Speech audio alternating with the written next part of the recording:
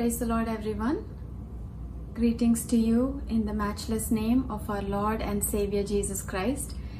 It is a joy to be with all of you as Mary of Bethany, who was found at the feet of the Lord Jesus. It is my privilege to be found along with all of you at the feet of the Lord Jesus, to meditate upon His word and to draw strength from it in the sisters meeting. So we will begin with a word of prayer. We will ask the Lord to help us in our study this morning hour. Our gracious and loving Heavenly Father, King of Kings and Lord of Lords, Lord God Almighty, we thank you for this time you have granted unto us, this time set apart that we can come in this fashion. We may be found at your feet to listen to your words, to find your will for us, your way for us.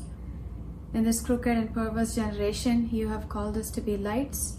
And so, Lord, as we open your word, we ask that you may kindly speak to us through your Spirit. Hide me also behind thy cross.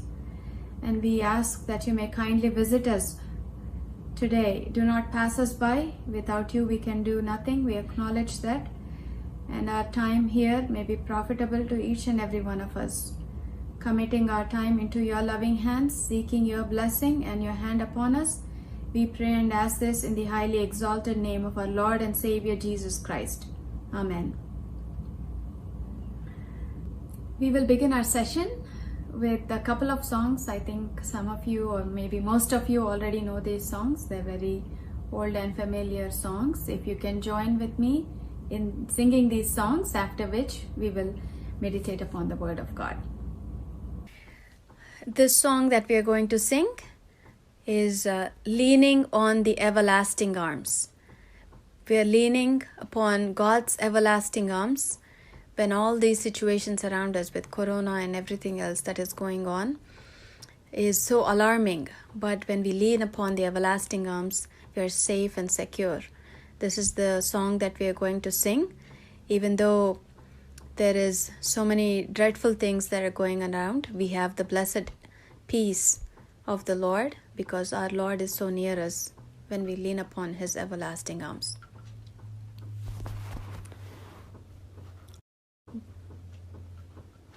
What a fellowship, what a joy divine, leaning on the everlasting arms. What a blessedness, what a peace is mine, leaning on the everlasting arms. Leaning, safe and secure from all alarms. Leaning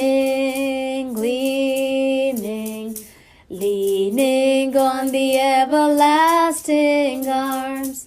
Oh, how sweet to walk in this pilgrim way, leaning on the everlasting arms. Oh, how bright the path grows from day to day, leaning on the everlasting arms. Leaning, safe and secure from all alarms. Leaning on the everlasting arms. What have I to dread? What have I to fear? Leaning on the everlasting arms. I have blessed peace with my Lord so near, leaning on the everlasting arms. Leaning, safe and secure from all alarms. Leaning on the everlasting arms. This song that we are going to sing, it says, it's so sweet to trust in Jesus, just to take Him at His word, to rest upon His promises, and to know that the Lord said it and He will do it. So let's sing the song, 'Tis so sweet to trust in Jesus.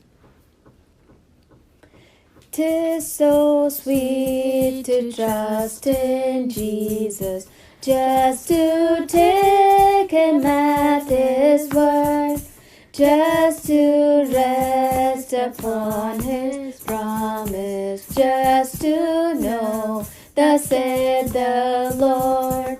Jesus, Jesus, how I trust Him, how I've proved Him o'er and o'er. Jesus, Jesus, precious Jesus, oh, for grace to trust Him more. Oh, how sweet to trust in Jesus, just to trust His cleansing blood, just in simple faith to plunge me 'neath the healing cleansing flood. Jesus, Jesus, how I trust Him, how I proved Him o'er and o'er. Jesus, Jesus, precious Jesus, oh, for grace to trust Him more. Yes, 'tis sweet to trust in Jesus, just from sin and self to cease, just from Jesus simply taking life and rest and joy and peace. Jesus, Jesus, how I trust Him, how I proved Him o'er and o'er. Jesus, Jesus, precious Jesus, oh, for grace to trust Him more. I'm so glad I learned to trust Thee, precious Jesus, Savior, friend. And I know that Thou art with me, will be with me to the end. Jesus, Jesus, how I trust Him, how I proved Him o'er and o'er. Jesus, Jesus, precious Jesus, oh, for grace to trust Him more. Praise the Lord again. So for our meditation this morning, we will turn to the book of 1 Kings, chapter 17. We will read a few verses from here. It is a very familiar portion. So we will read a few verses. This is Elijah proclaiming a drought, and how we see the hand of God leading Elijah first to Brook Cherith and also to the widow. So for our meditation, please turn with me to the book of 1 Kings, chapter 17. We will read a few verses here. Follow along with me in your Bibles. Chapter 17 and verse 1, starting with verse 1. And Elijah the Tishbite of the inhabitants of Gilead said to Ahab, As the Lord God of Israel lives, before whom I stand, there shall not be dew or rain these years except at my word. Now moving on to verse 8. Then the word of the Lord came to him, saying, Arise, go to Zarephath, which belongs to Sidon, and dwell there. See, I have commanded a widow there to provide for you. So he arose and went to Zarephath. And when he came to the gate of the city, indeed a widow was there gathering sticks. And he called to her and said, Please bring me a cup of water that I may drink. And after that, we see the next few verses that the conversation between the widow and Elijah, how he asks her not only to get a cup of water, but also to make a bread first. We see all of that. And moving on to verse 15. So she went away and did according to the word of Elijah, and she and he that is Elijah, and her household ate for many days. The bin of flour was not used up, nor did the jar of oil dry run, according to the word of the Lord which he spoke by Elijah.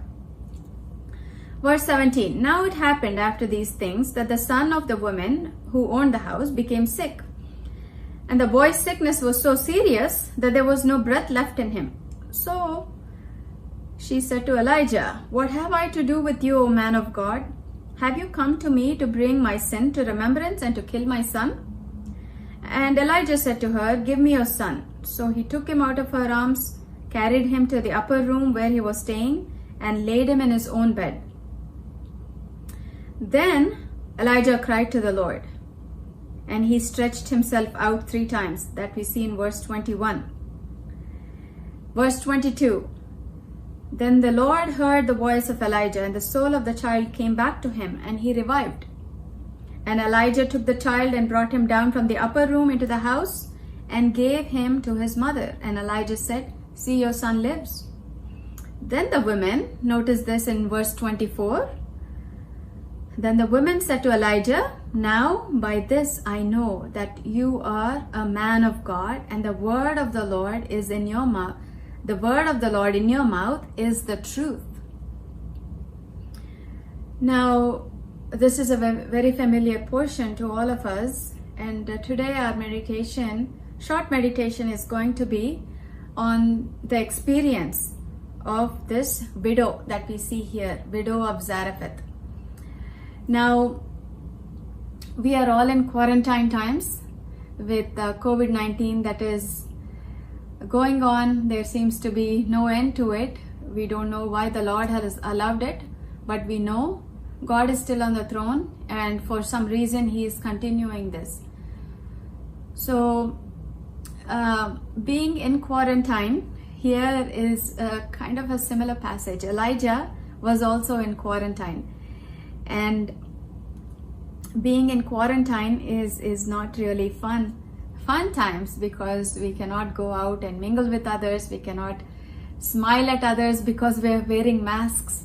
We don't know if people are smiling at us or not, and we have to be at home. We cannot meet with each other to pray or for worship. It is really difficult. And here we see up to 3.5 years there was no rain. Actually, for 3.5 years there was no rain. Elijah, first after he spoke the words of drought to Ahab, he had to hide himself in the brook Cherith. That means because the king Ahab and queen Jezebel were hunting for him, he could not talk to anybody. We don't know, maybe from 6 to 18 months he was there by the brook Cherith, and he was all by himself. He could not speak with anyone. The ravens were coming to feed him. Maybe he spoke with the ravens. We know he was speaking with God. But after that he came to widow. Even with the widow, he was there. The total time was 3.5 years. So because again he was a hunted man, he could not be seen out anywhere. Maybe he was just inside the widow's house all the time, not going out. So this is kind of a quarantine situation as well. Even here in America, we are still inside. We're not going out anywhere except to buy some groceries. And even though now with Agape Church we're meeting in person, but we have a large hall, so we are putting chairs far away from each other. Only on Sundays recently, from 2 weeks, we're starting to meet. But even so, everything else is in a quarantine. I know this year, every year we have the Agape Church Spring Retreat, and many of you pray for that very sincerely. And this year we were not able to have it. And God asks us sometimes just to be quiet, just like he asked Elijah, just to be quiet, not do anything. And even those quiet times where we want to do something but we are unable to do that, that is also ordained by God. And even though it is hard sometimes to be like that in those situations, we trust in God's sovereignty, that he allowed it. There is a purpose for us to be quiet and silent and continue to wait upon the Lord. And so we thank you for all your prayers towards us. And so as we continue in the quarantine times, may the Lord continue to strengthen us even as we depend upon Him. May our faith may not weaken. So this Elijah aside, this widow who we see here is divinely appointed for Elijah. So we are going to see a few characteristics of this widow.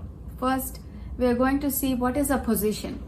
So here we see in verse 18, 1 Kings chapter 17 and verse 8, 1 Kings 17 and 8, the word of the Lord came to Elijah saying, go to Zarephath, which belongs to Sidon. Now the first thing we see here is she's in a Gentile country. Now Tyre and Sidon, in many portions in the Bible, it is referred to as woe to Tyre and Sidon, because a lot of things that are against the word of God were being done there. Very wicked things. Idol worship aside, they had Baal and Ashtaroth as their gods at that time. And Jezebel was also from Sidon. We know that from the previous chapter. And we see that this woman that God chose to send His servant to is in a Gentile country and idol worshipping country. A town, it is between two towns, Tyre and Sidon, which belongs to Sidon, it says, is a country that was doing wickedness in the sight of God. So that is where she was, her position, her location. And now Tyre and Sidon, if you look at the map, it is north of Israel, just above Israel. Now it is called Lebanon. So it is very close to Israel, that the prophet Elijah also was able to go over there from Israel, from the country of Israel. Second thing we see about this lady is she is a widow. In those days, the husband was the provider of sustenance for the family. And without the husband, the widows in those days were considered very poor. They didn't have any way to support themselves for food. And not only that, she had a child. She was in poverty and she was near starvation, because we see in verse 12, she says, when Elijah asked her to bring something, I only have a handful of flour and a little oil. I'm just about to gather some sticks, and I want to prepare the last meal for me and my son. We want to eat that last piece of bread and we want to die. So eat and die. Can you imagine death by starvation? So that was her situation, her position. She was in a Gentile country, idol worshipping country, doing great wickedness in the sight of God, all those people. And she was a widow, and she was in a lot of poverty. She was destitute. She was just about to eat her last meal and die. And when we compare ourselves with the state of this widow, we are also in a similar state. Before we knew Christ, our state also was the state of this widow. We were also worshipping idols. Even though we may not have physical idols that we worshipped, our heart was desperately wicked. We were going against the word of God, away from His path. His narrow path is this way, and we were going another way. We were fainting. If you can turn with me to Isaiah 51 and verse 20, there it describes what a condition was. We had no word of God to feed us, to nourish us, and so we were also like this widow, starving for the word of God and destitute. Isaiah 51 and verse 20, your sons have fainted, they lie at the head of all streets. A similar thing is also given in Lamentations. If you turn to Lamentations 2:12, 2:11, we see the children and infants, they faint in the streets of the city. There was no word of God that was given to us. We were walking according to the course of this world. We were also spiritually destitute. We were also spiritually starving, and we were close to dying. Actually, the word of God says those whose sins are not forgiven. We are dead in our sins and trespasses. This lady was close to dying, but we were already dead in our sins and trespasses. That is when the Lord showed mercy upon us. And we see the second aspect of her life is her provider. First, we saw her position, where she was, what her situation was. And secondly, we see her provider. Praise be to God, because God had sent his prophet, the servant of God, to this widow. And the prophet of God came to her and he rescued her from starvation. And here we see in the story, in this passage, we see that the prophet of God actually gave her physical sustenance, physical food, but God also sent his word to us and he provided spiritual food to us. And we see many references. One reference, we know God is the one who looks after the poor and destitute, the fatherless and the widows. Psalm 68:5, it says, it is God who is the father of the fatherless and he is the defender of the widows. Turn with me to Psalm 146 verse 9. A similar kind of verse is given there. The Lord, Psalms 146:9, the Lord watches over the strangers. He relieves the fatherless and the widow. It was God who came after us. It was God who loved us. We did not go seeking after God, but God had shown mercy towards us. He sent us his word. He sent us the man of God, the woman of God, your Sunday school teacher, whoever it was that brought God's word to you, and you were fed the word of God. That is the second aspect we see. When God's word was brought to her, when the man of God Elijah spoke to her, we see, if you go back to 1 Kings chapter 17 and verse 15, so she went away and did according to the word of Elijah. She showed simple faith, very simple faith. Even for our salvation, all we needed to do was show simple faith, childlike faith. That is what the Lord Jesus says. Childlike faith, that is all we needed. See, she invited a stranger, man from another country, into her home. And we see here in verse 15, she and he, that is Elijah, and her household ate for many days. So when we ask the Lord Jesus to come into our heart, just by simple faith, we invite him into our heart, into our homes. Revelation 3:20, it says, the Lord is interested to come into our heart, to sup with us, to dine with us, and we with him and he with us. So this is what the Lord Jesus wants us to do. Just like the widow showed this simple faith, he is also asking us to put that simple faith. So if there is anyone still who is still trying to question what is this salvation, it doesn't need to be complicated. All it needs is simple obedience to the word of God.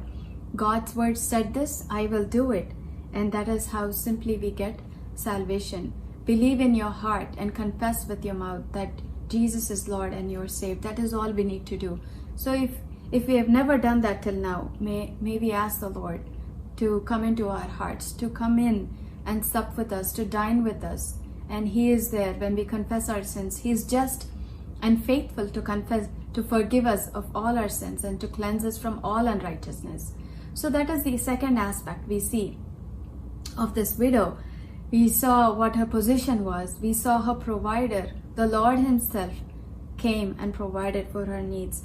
So also when we are in spiritual destitution, God himself came and visited us with his word. And all we needed to do was with simple faith, obey and ask the Lord to come into our heart. With simple faith, do according to the word of God, which says, confess and believe and you will be saved. And that is how she received salvation for her physical needs. And that's how we receive salvation from our spiritual needs. And not only that, we see a third aspect here. Now everything was fine up until that verse. In verse 16, we see 1 Kings chapter 17 verse 16. The bin of flour was not used up, nor did the jar of oil run dry, according to the word of the Lord. So there was happiness, there was contentment. Like as I was mentioning earlier, the period of drought was 3.5 years. We know that. So some of those months Elijah spent by the brook Cherith. Now the remainder of the months he spent with the widow. So you can imagine, because Elijah was being hunted by Ahab and Jezebel, he was hiding. He was in hiding. And so he may not have gone out. He was just staying in the widow's house. Widow had a son. Maybe every morning they had a family prayer. This is not written, but you can kind of infer that. Maybe they had a family prayer.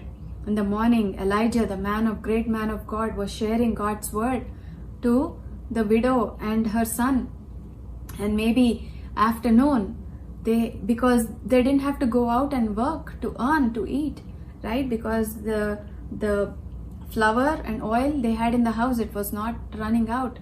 And maybe they had, after lunch, they had a short meditation of God's word. Maybe Elijah was teaching her and her son. In the evening again, maybe after dinner, they had family prayer again. You can imagine how much fellowship she was enjoying with this great man of God, Elijah. And things seemed going so well.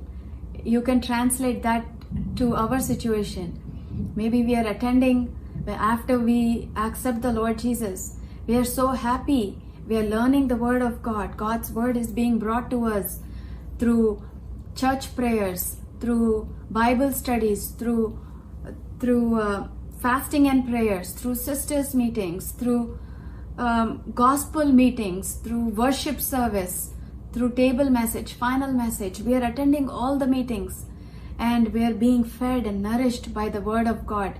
We are enjoying the fellowship of God and enjoying the fellowship of the people of God. We are enjoying the word of God. Everything is going so well.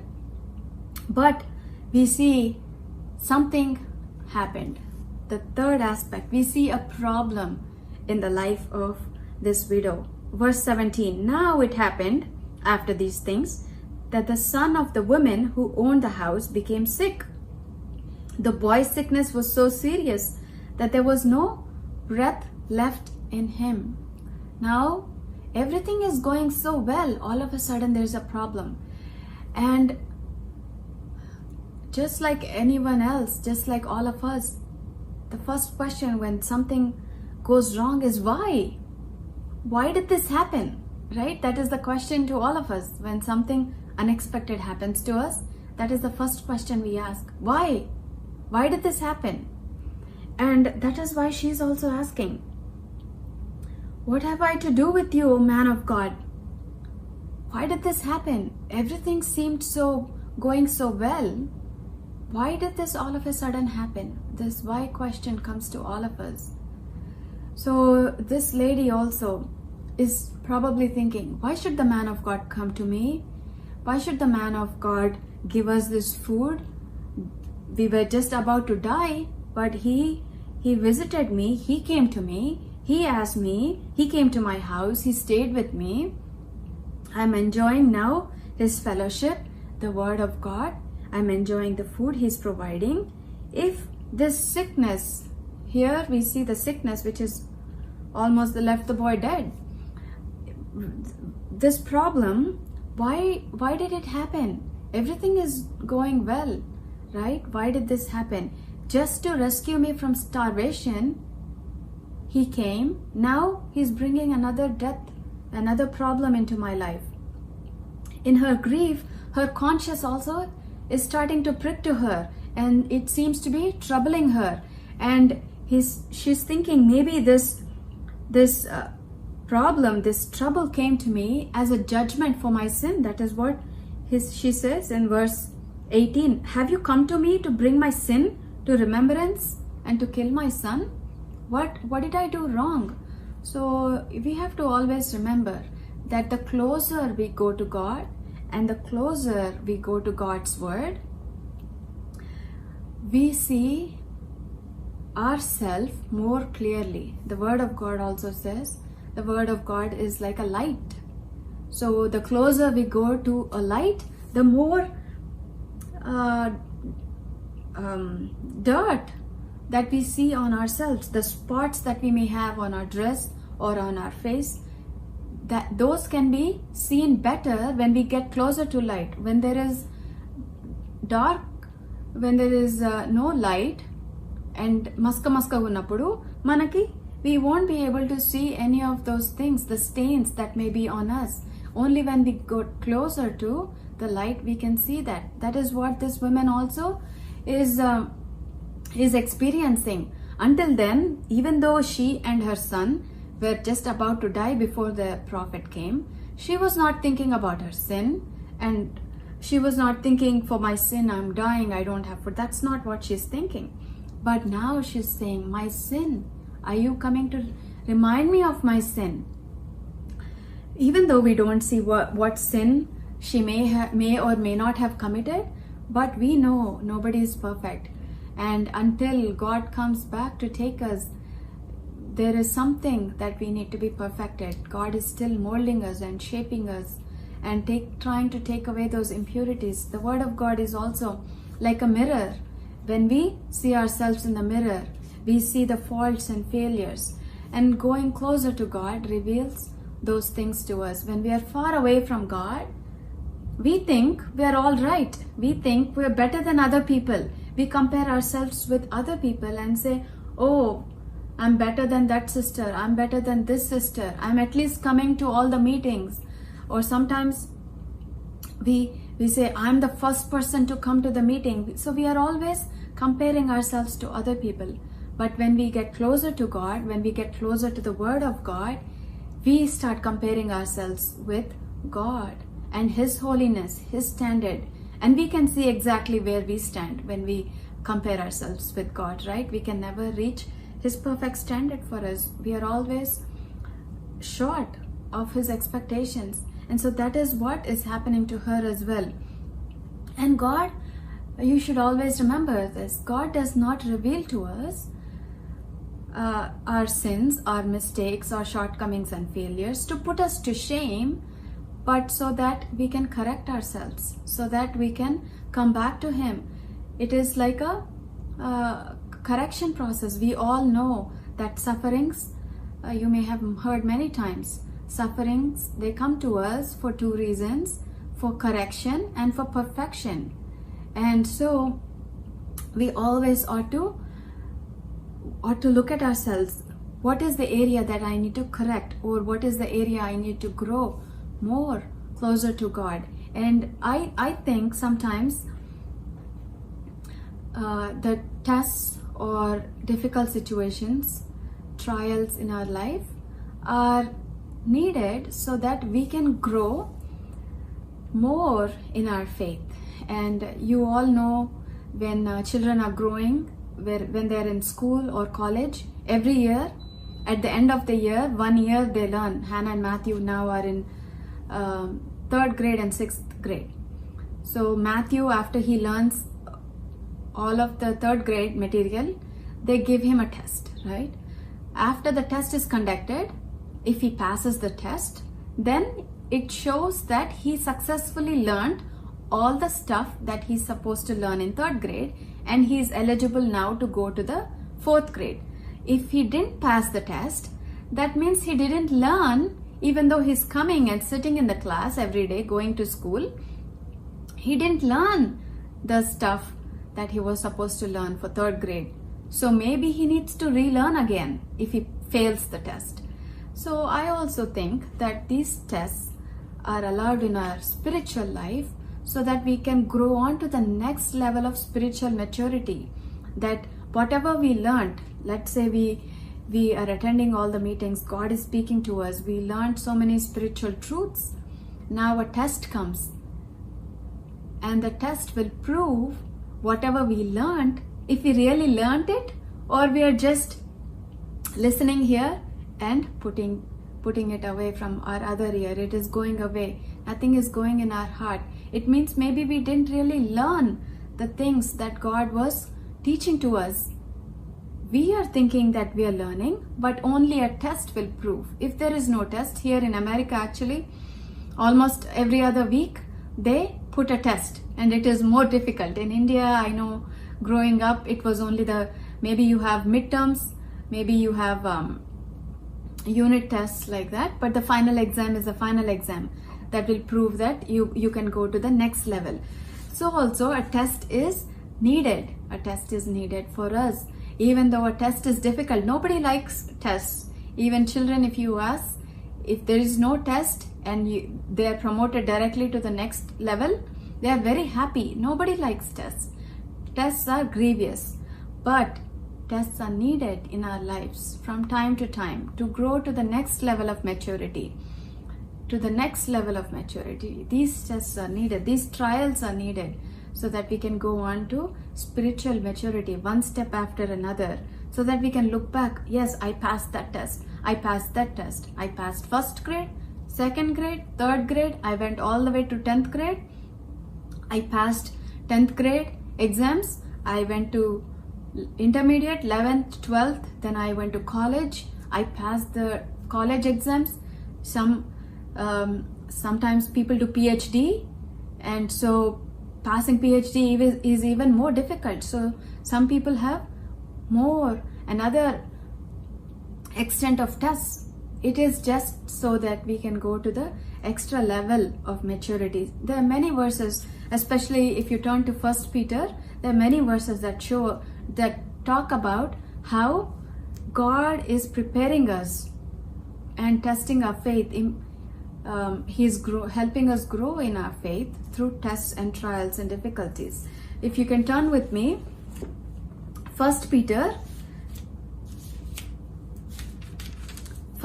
chapter 1 verse 7. There are many verses here in 1 Peter that talk about how our faith is tested. You know, the Lord Jesus also, he learned obedience through suffering, and suffering is needed in our lives. If the Lord Jesus himself needed suffering in his life, and it is written he learned patience through it, how much more he learned humility, how much more suffering is needed for our own spiritual being. 1 Peter chapter 1 and verse 7, we see the genuineness of our faith being much more precious than gold that perisheth. It is tested by fire. Why it is tested by fire? So that ultimately it may be found to the praise and honor and glory at the revelation of the Lord Jesus. So our faith is to become more precious than gold. It is tested by fire. Our faith is tested by fire. Turn to 1 Peter, same book, chapter 3 and verse 17. Here it says, for it is better, if it is in the will of God, to suffer. It is better to suffer. Nobody can say it is better for me to suffer, right? It is very difficult. Suffering, when they come, it is very difficult. But here, Peter, the apostle, he's writing, it is better to suffer in the will of God.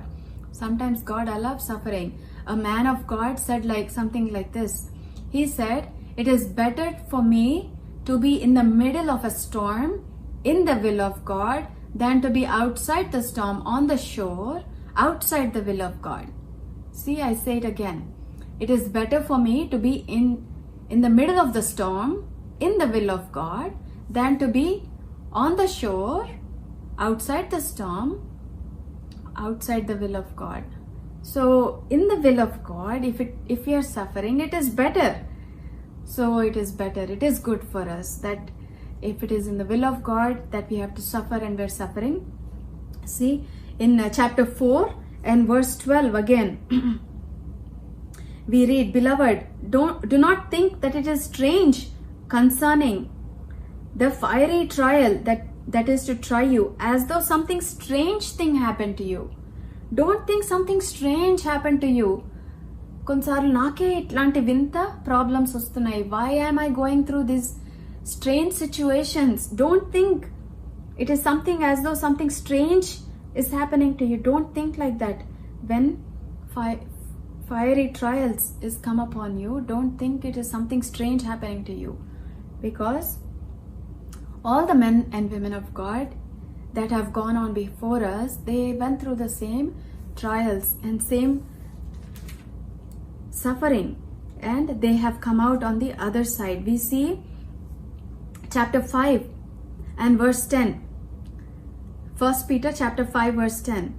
But may the God of all grace, who called us to his eternal glory by Christ Jesus, look at this, after you suffered a while, perfect, establish, strengthen, and settle you. After you have suffered a while. So suffering is an important aspect of a Christian life. So we should not be surprised when suffering comes to us. It is only so that we can grow on to the next level of maturity. Now, if you go back to 1 Kings chapter 17, we see the result.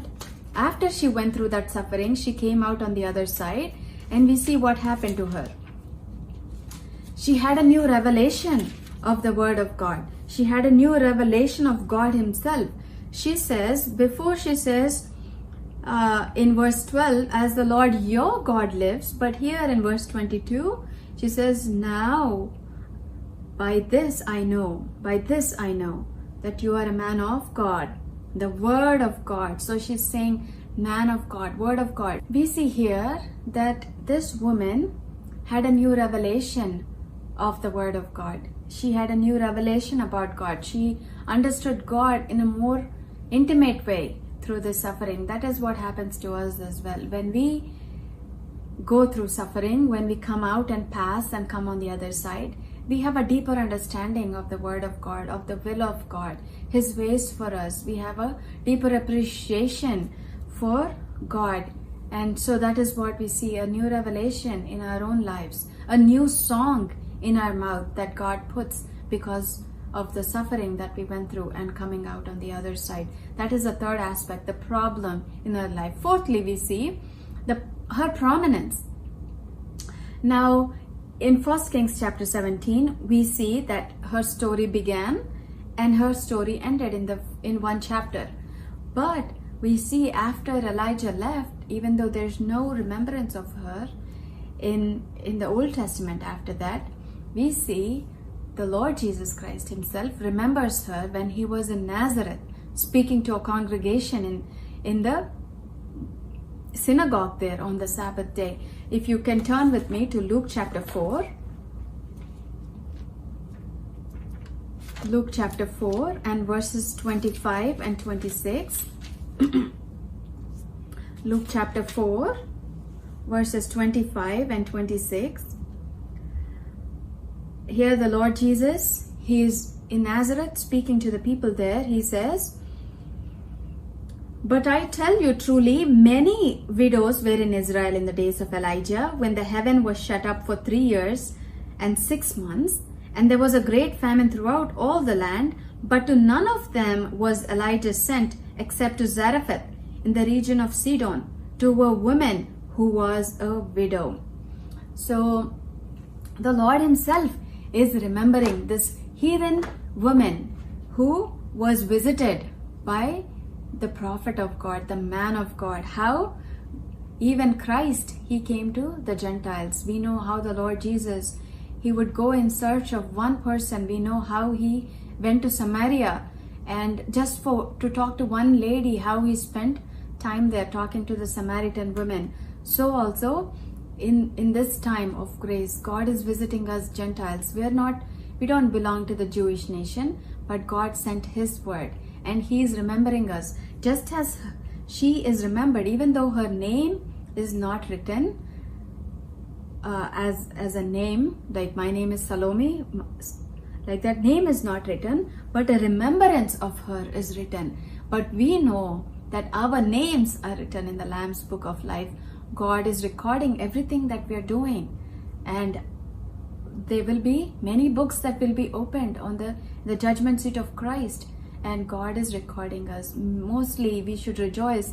The disciples, when they come to the Lord Jesus and said, oh Lord, we did so many miracles in your name, we drove out the demons.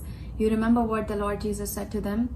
Rejoice, because your names are written in the Lamb's Book of Life. So our rejoicing is, other people in this world may not recognize us They may not appreciate us for what we're doing or who we are, but we are rejoicing because God visited us and our names are recorded in the Lamb's Book of Life.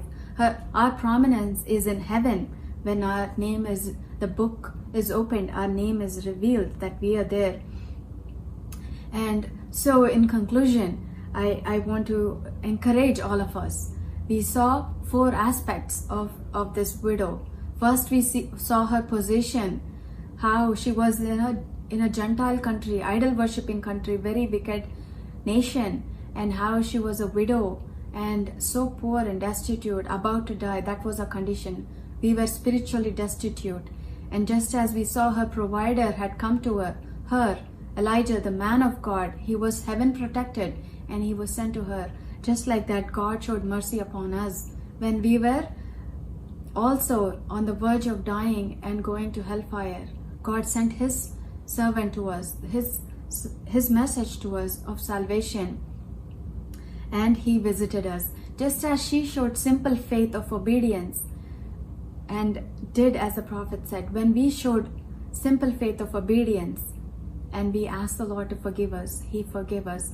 We see that this widow not only showed that simple faith, but she showed fearless faith. In Hebrews chapter 1, we read, faith is the substance of things hoped for, the evidence of things not seen. So she did not know that this flour was not going to run out. What will happen? Let's say she went and she did just like Elijah did. Elijah said she went and made the bread and she gave it to Elijah. Elijah ate it. She went back to the bin. There is no more flour. What would have happened, right?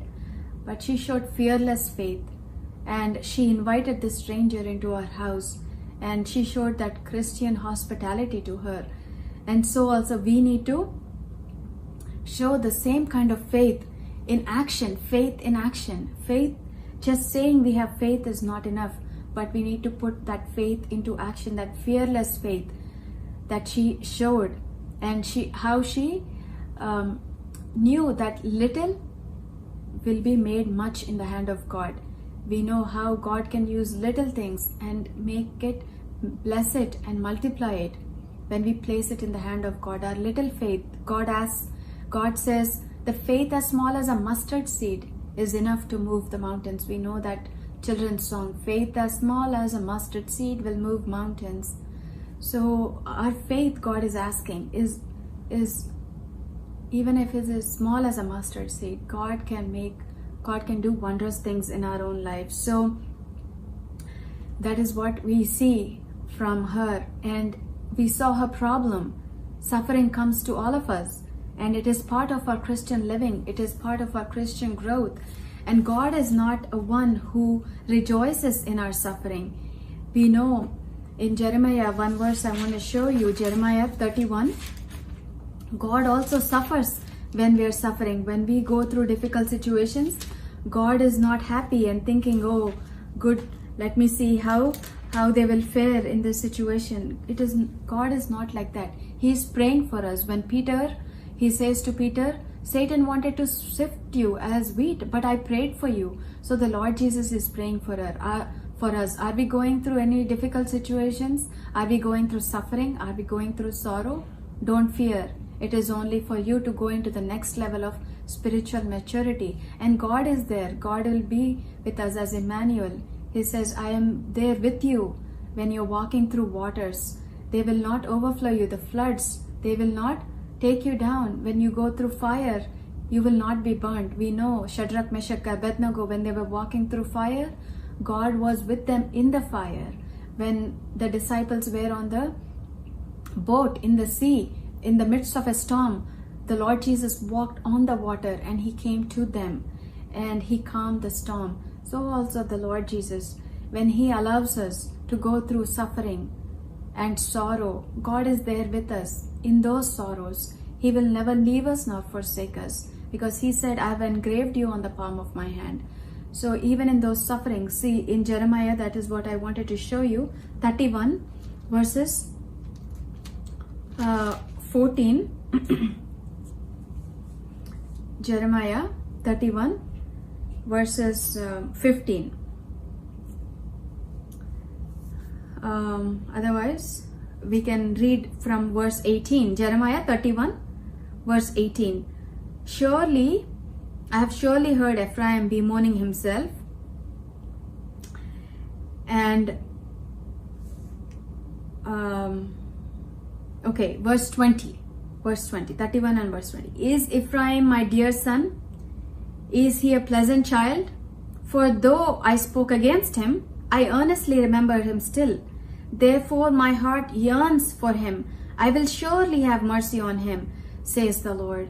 So even though the God here spoke against Ephraim, and he is he's chastising Ephraim, yet he says, Na muddu bidda, Ephraim na muddu bidda. My heart yearns for him. I long to show pity towards him. So God is with us even in our suffering. We know when Lazarus died in John 11:35, we see how Jesus wept. He saw the tears of Martha and Mary and he wept. So even now the Lord Jesus is interceding on our behalf. We see in Hebrews chapter 4, we can quickly turn there to Hebrews chapter 4.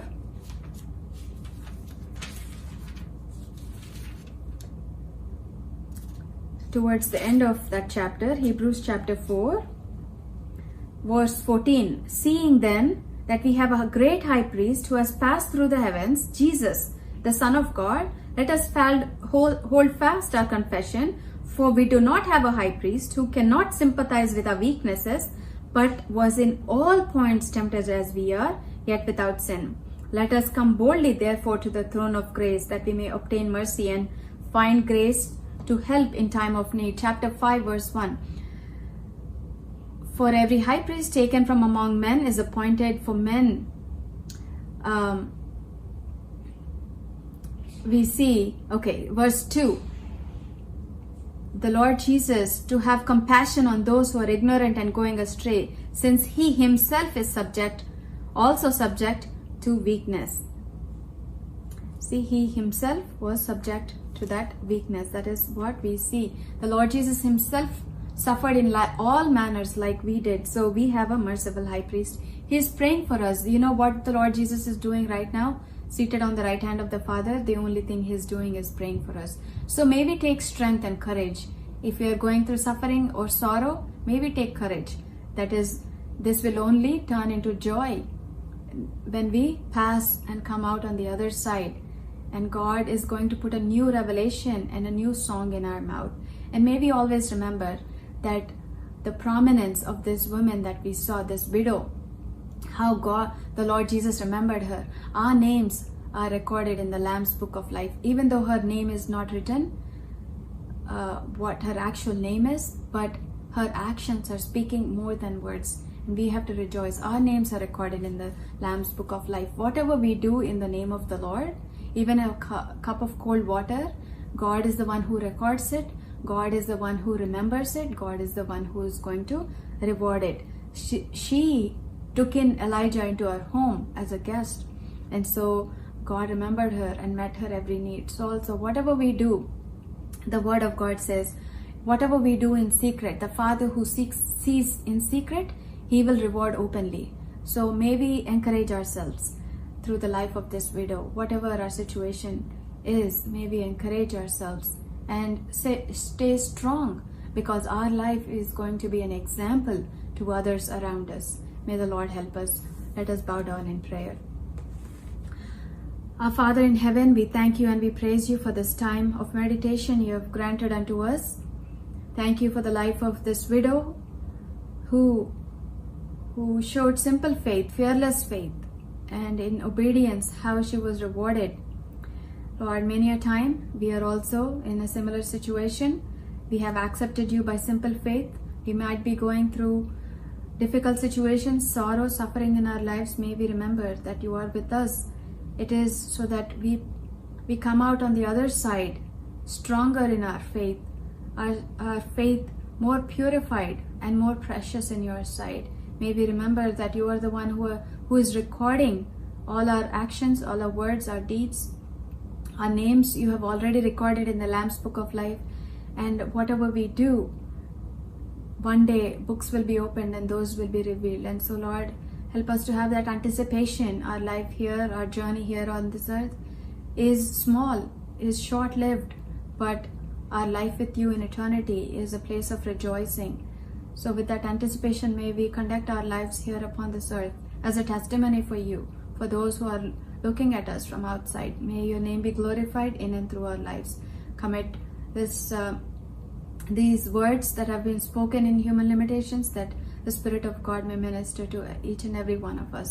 Thank you for hearing our prayer, for we pray and ask this in the highly exalted name of our Lord and Savior Jesus Christ. Amen. Thank you, sisters. Praise the Lord. Praise Lord sisters, అందరు బాగున్నారు కదా? మా కోసం మీరు చేస్తున్న ప్రార్థనలన్నిటికీ ఎంతో వందనాలు. మేము కూడా మీకోసం ప్రార్థన చేస్తున్నాము. అయితే ఈరోజు మనం ఇంగ్లీష్లో మెసేజ్ విన్నాము సలోమి ద్వారా. దాన్ని కొద్ది మాటల్లో నేను తెలుగులో చెప్తాను. మనము మొదటి రాజులు 17వ అధ్యాయము 8 నుంచి 24 వరకు సారిపతు విధవరాలు గురించి చూసుకున్నాము. 4 విషయాలు మెయిన్గా దానిలో మనకు కనపడుతున్నాయి. మొదటిది ఆమె పరిస్థితి. ఆమె పరిస్థితి ఎట్లా ఉందంటే, అన్య దేశంలో ఉంది, విధవరాలు, పట్టించుకునే వాళ్ళు లేరు, ఒక కుమారుడు కూడా ఉన్నాడు, వాడిని పోషించాలి, చాలా పేదరికంలో ఉంది. మనతో మనం పోల్చుకుంటే మనం కూడా ఆత్మీయంగా అలాగే అన్య దేశంలో మనం పట్టించుకునే వాళ్ళు లేక ఆత్మీయ పేదరికంలో ఉన్నాం. రెండోదిగా ఆమెకి ఒక సంరక్షకుడు ఉన్నాడు, దేవుడు. ఏం చేశాడు? మొదటగా ఆమె దేవుడు ఏలియాని ఆమె దగ్గరికి పంపించాడు.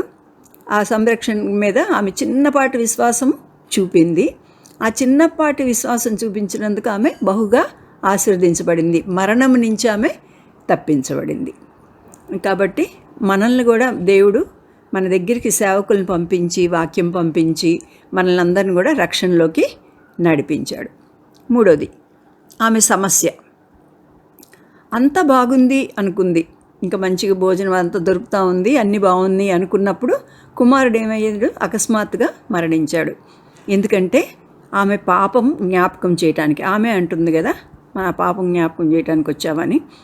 కాబట్టి అది మన జీవితాల్లో ఎలా పోల్చుకుంటామో, మనకు కూడా అంతానే బాగానే ఉంది అనుకున్నప్పుడు ఒక సమస్య వస్తుంది. ఎందుకు వస్తుంది? మంచి మీటింగ్స్కి అన్నిటికి వెళ్తున్నాము, ప్రార్థనాపూర్వకంగా ఉన్నాము, అన్నీ దేవుని సేవలో ఉన్నాము, అయినా కూడా సడన్గా సమస్య మనకే ఎందుకు వచ్చిందంటే 2 పనులు చేయటానికి వచ్చింది. మొదటగా మనల్ని సరిదిద్దటానికి వస్తుంది, లేకపోతేనేమో సంపూర్ణలుగా చేయడానికి వస్తుంది. అయితే ఆ శ్రమలో ఆ దేవుని సేవకుడు, దేవుని ప్రజెన్స్ ఆమె దగ్గర ఉన్నట్లే మన దగ్గర కూడా మన శ్రమలో దేవుడు మనతో పాటు ఉంటాడు. అందుకని ఆ శ్రమ తర్వాత ఏమంటుంది? ముందైతే నీ దేవుడే నీ యెహోవా అని ఫస్ట్ ఆయన వచ్చినప్పుడు మాట్లాడింది. ఇప్పుడు సమస్యకు ముందు అలా మాట్లాడింది, కానీ సమస్య వచ్చి ఆ సమస్య తీరిపోయిన తర్వాత ఇప్పుడు ఆ నోట్లోంచి మంచి మాటలు వస్తున్నాయి. అయ్యా, ఇప్పుడు నువ్వు దైవజనుడు అని నాకు తెలుస్తుంది, నువ్వు పలుకుచున్న మాట యెహోవా మాట నిజము అని ఇప్పుడు నాకు తెలుస్తుంది అని అంటుందన్నమాట. కాబట్టి ఆమె ఆత్మీయ స్థితిని మెరుగు చేయటానికి ఒక సమస్య వచ్చింది. 4వదిగా ఆమె ప్రాముఖ్యత. పాత నిబంధనలో ఆమె గురించి ఒకచోటే రాయబడింది, ఇంకెక్కడ ఆమెను గురించి ఎవరైనా మాట్లాడటం కానీ మెన్షన్ చేయటం కానీ అలాగా లేదు. అయితే కొత్త నిబంధనకు వచ్చేటప్పటికి నజరేతులో సమాజ మందిరంలో అందరి ఎదుట యేసయ్య, మనం అది లూకా 4:25-26లో చూస్తాం కదా, అక్కడ ప్రశంసిస్తాడు. అంతమంది విధవరాళ్ళు ఉంటే కూడా ఇశ్రాయేల్ దేశంలో అక్కడ సారిపతులో ఉన్న విధవరాల దగ్గరికే ఏలియా వెళ్ళాడు కదా అని ఆ విశ్వాసాన్ని గురించి అందరి ముందు చాలా సంవత్సరాల తర్వాత దేవుడు ప్రశంసిస్తున్నాడు. అలాగే మన గురించి అందరికీ ఏమి ఎక్కువ తెలియకపోయి ఉండొచ్చు, అయితే దేవునికి తెలుసు. మన పేర్లు కూడా జీవ గ్రంథంలో రాసి మనం చేసిన సమర్పణ కానీ మనం ప్రభు కొరకు జీవించిన విధానం అన్నీ ప్రభు దగ్గర అయితే రికార్డుగా ఉంటాయి. కాబట్టి ఈ తలంపులతో ఆమె పరిస్థితి ఎట్లా ఉంది, ఆమెకి ఎవరు సంరక్షకుడు దేవుడు ఉన్నాడు, సమస్య వచ్చింది, తర్వాత చివరికి ఆమె ఎంత ప్రాముఖ్యమైన స్థానాన్ని ప్రభు సన్నిధిలో పొందిందో మనము ఇక్కడ తెలుసుకున్నాము. ఈ విషయాలు గుర్తుపెట్టుకొని కొంచెం సేపు మనము ప్రార్థనలో మనము ముందుకు వెళదాము. బ్రదరు ట్రీట్మెంట్లో ఉన్నారు, ప్రేయర్ చేయండి. దేవుడు మమ్మల్ని బాగు చేసి మళ్ళీ తిరిగి సేవలో ప్రవేశించబడినట్లు, ఇంకా మిగతా ఇలాంటి సమస్యల్లో ఉన్న వాళ్ళందరి గురించి కూడా ప్రార్థనలు ప్రవేశిద్దాం. సరేనా? Praise the lord.